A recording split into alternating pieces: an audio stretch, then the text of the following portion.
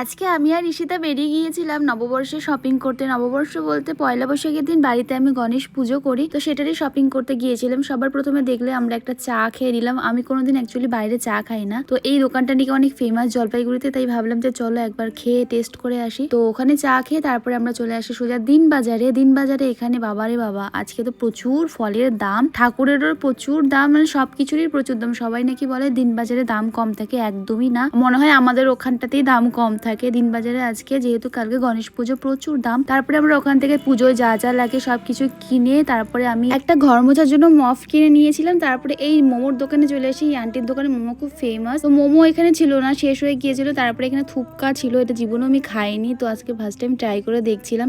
কিছু ছিল না, তাই এটা আমাদের খেতেই হলো। আমার তো খুব একটা ভালো লাগেনি, ঈশিতারও খুব একটা ভালো নেই, কিন্তু জোর করে আমরা খেয়েছিলাম, কিছু ছিল না তাই। তারপরে আন্টি ওখানে বসে বসে মোমো বানাচ্ছিল। তারপরে আমরা একটু 5-10 মিনিট ওয়েট করলাম। তারপরে দেখি মোমোটাও রেডি হয়ে গিয়েছিল। তারপরে এখানে চিকেন মোমো নিয়েছিলাম, এই মোমোটা খুব টেস্টি ছিল। তো দ্যাটস ইট, আজকের মতো এতটুকু। দেখা হচ্ছে অন্য একটা ভিডিওতে। Bye bye.